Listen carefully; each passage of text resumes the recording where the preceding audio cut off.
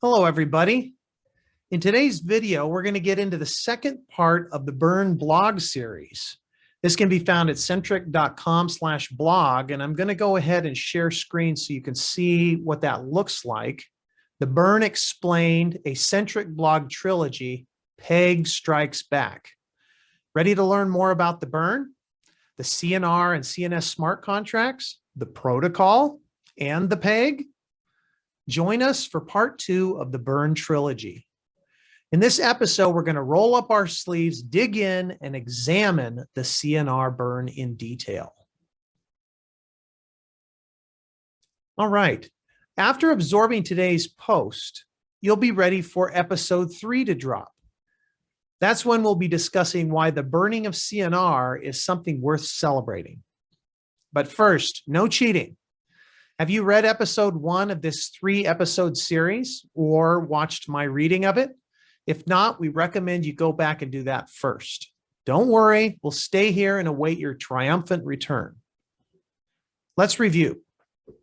Remember in our last episode, we shared about all of our CNR tokens enjoying a splendid vacation in quarantine. Do you recall how they got there? If not, we'll remind you in a moment. For now, let's go back to the very beginning, the birth of Centric. Centric began with an initial supply of 1 billion CNR tokens and 0 CNS tokens. Every CNS token that came into existence did so as a result of a CNR holder converting their CNR to CNS, or said another way, by minting CNS. When a holder mints CNS, their CNR is held in quarantine as a security. So anyone holding the CNS will always have a claim to the CNR that minted it. When CNR goes into quarantine, it stays there until a CNS holder chooses to release it. When a CNS holder wants to exchange their CNS for CNR, the equivalent amount of CNR is released from quarantine. If this all seems repetitive from the last episode, stay with us. Things are about to get interesting. The plot grows thicker. In the last episode, we introduced you to the smart contract. Remember Mr. Smartbot and his formidable army? Well, it's time for a plot twist. Technically, Centric has 2 smart contracts, the Centric Rise smart contract and the Centric Swap smart contract. Both contracts are necessary to ensure tokens can be converted both ways, from CNS to CNR and from CNR to CNS. Make sense? One protocol to rule them all. Now that we've got that detail out of the way, let's move on to something else. Have you heard of the Centric Protocol? Yeah, I know, it's one of those really fuzzy and buzzy sounding names. You might have heard others exalting the protocol with statements like, the protocol is designed to drive CNS to $1, or exhortations like, trust in the protocol. To the uninitiated, which you will soon no longer be, it might sound a bit like the Force. Use the Force, Luke. Or use the Schwartz for all you Spaceballs fans. What is this Centric Protocol that's bandied about? In a nutshell, the Centric Protocol refers to the CNS and CNR smart contracts and the special relationship created between the CNS and CNR tokens as a result of both smart contracts. We could express it in a simple formula like this: CNR smart contract plus CNS smart contract equals Centric Protocol. But that doesn't really tell us the whole story. It doesn't really show the special relationship between the CNR and CNS tokens. Therefore, the following formula, we use that term loosely, of course, probably illustrates it better. CNR smart contract plus CNS smart contract is really the special relationship created between the CNR and CNS tokens, and that equals the Centric Protocol. Alone, the smart contracts are fairly straightforward. But the combination of the two smart contracts creates something greater than the sum of the parts. The Centric Protocol regulates the supply of CNR and governs the interactions between CNS and CNR, creating a remarkable economic system. By analogy, think for a moment of the Constitution of the United States of America. It's the document that defines the framework for the federal government of the US. Although it's just a document, it has given rise to a unique form of government and a special relationship between the citizens and the government. The rules of the Constitution create it. We, the people. Want to simplify it even further? Try this. When you hear Centric Protocol, just think the rules of CNS and CNR. And think of how the rules of a government's foundational document gives rise to an experience of living under that governmental rule, for good or ill, and for the citizens of that jurisdiction. I recognize this may sound vague, so let's pause the analogies and conceptual shop talk and peek under the hood. A peg with an attitude. Meet Peg. She's a nerdy bean counter employed by the Centric Protocol to make sure everything stays shipshape. Technically, you could say she's part and parcel of the protocol itself. You can't really separate Peg from the protocol, you know? She's a bit prickly and she'd never let it happen anyway. Here's the deal with Peg. Besides, she's a bit extra. According to the Centric smart contracts, CNS is pegged to $1 of CNR. Get it? CNR is pegged, just like the name peg. Okay, but what does peg to $1 of CNR mean? It means one CNS is hard-coded to one USD of CNR. Please don't glaze over that previous line. I'm going to read it again. One CNS is hard-coded to one USD of Centric Rise CNR. Super important point. And you might want to read it again. If your math anxiety is starting up, take a deep breath and we'll get you through. The major implication of the peg, is that the face value of a single CNR token represents its CNS minting power. Question. How many CNS tokens can a CNR token mint? Answer. Check the current price of CNR to find out. And at the shooting of this video, one CNR token is around $172 or 172 CNS. I'll continue. It's easier than you might think. Let's look together. For example, if CNR's current price is $100 USD, which it's north of that right now, then one CNR can mint 100 CNS tokens. If the price of CNR is $110, then one CNR can mint 110 CNS. When CNR reaches $500, which it will in June of 2022, how many CNS do you think one CNR token can print? That's right, 500 CNS. I think you've got it. The peg of one CNS token hard-coded to one USD of CNR is dictated by the immutable protocol. Immutable means it cannot be changed. Peg remains perpetually vigilant.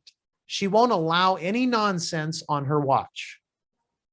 It's worth emphasizing that the $1 peg of CNS to CNR holds true, regardless of the trading price of CNS on the exchanges or other secondary markets.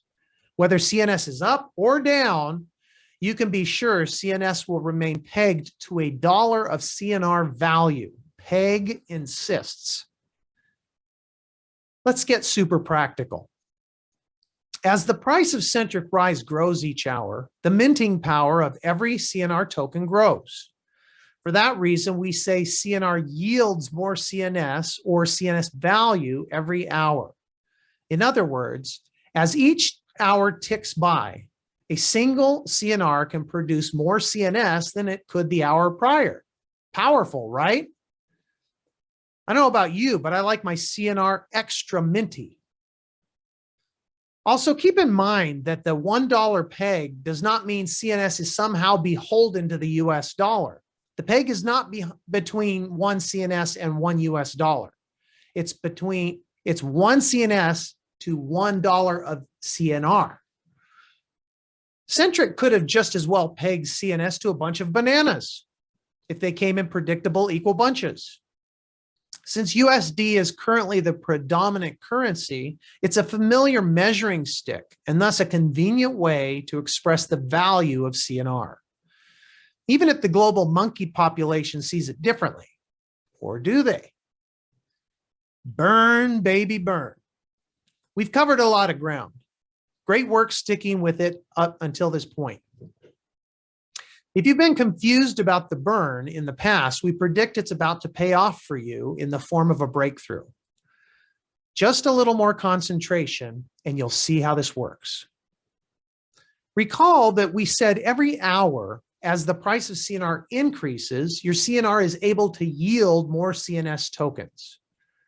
Well, the reverse of that is also true. As you hold CNS, instead of converting it to CNR, the price of CNR is growing, meaning it takes more CNS to acquire a full CNR every hour. Imagine the current price block of CNR is $100.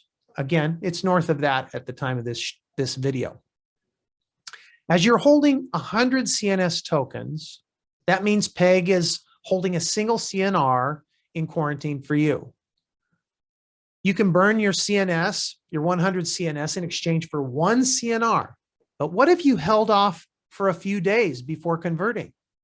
Think about it for a moment before reading on and see what comes to mind. Well, after 4 days, CNR would have grown to $102. Meanwhile, you'd have your 100 CNS tokens. Could you then claim a full CNR for your 100 CNS tokens? No, you can't. Of course, you can still convert and claim a partial CNR, but because CNR has become more valuable and thus more expensive, your 100 CNS is no longer enough to claim a full CNR. If you converted at this point, you'd acquire about 98% of a CNR. Recall the whole reason the CNR was in quarantine. It's to ensure you or anyone else to whom you might give your CNS could redeem it for CNR.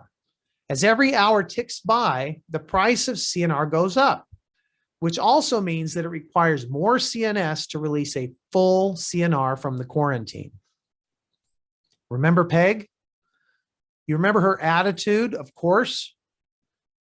But in case her rule didn't make much of an impression on you, here is it again. One CNS is hard-coded to $1 of CNR value. When the price of CNR goes up each hour, it creates an imbalance in the protocol. Suddenly, there's more CNR value held in quarantine than necessary. If we were to burn those CNS tokens, we get our fair share released from the protocol, but there would be a small amount of CNR left in quarantine as a result of the price increase. Well, we kind of alluded to something about Peg earlier. If there's one thing she won't tolerate, it's an imbalance in the protocol. She's particular like that. When the protocol goes out of balance, Peg gets, well, imbalanced. When the price of CNR increases, the protocol goes out of balance and Peg throws her hourly fit. She's quite a bit of a stickler, a believer in strict justice. So her approach might sound a bit extreme. What does she do? She gathers up the excess CNR responsible for causing the protocol imbalance and burns them at the stake. How heartless. Now, I know it sounds awfully harsh. Understand, from Peg's standpoint, it's all in the name of justice. But what Peg doesn't know is that CNR tokens actually love to be burned. It's true. Look, CNR tokens are more than happy to hang out in a wallet, and they are pleased as rum punch to go on a holiday in the CNR quarantine. But their real joy and fulfillment is found in the burn. You'll be relieved to know it doesn't even hurt them, not a bit.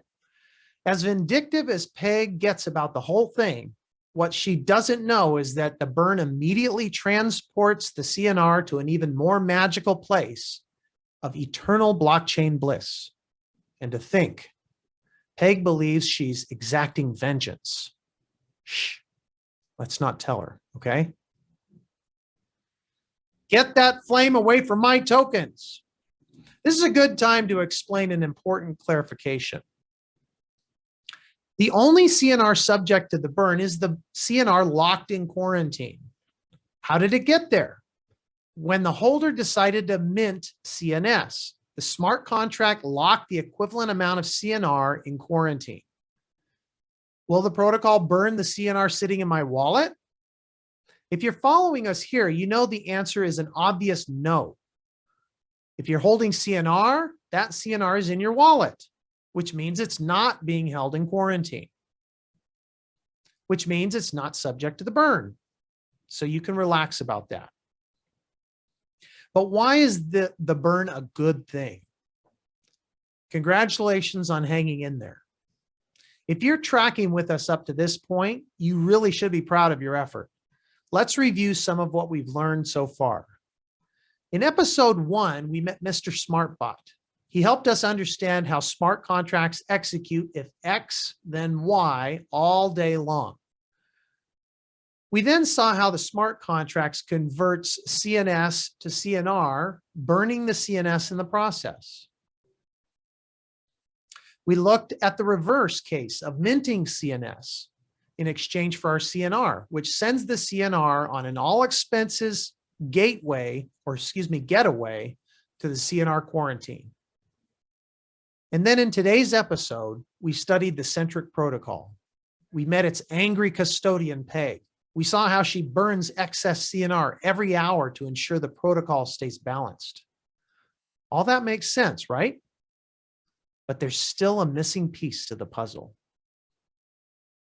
Namely, we still haven't answered the burning question. That is, why is burning CNR something to celebrate, other than the whole eternal bliss for the burnt tokens thing? That, my friends, is precisely what we will take up in next week's episode of our epic trilogy.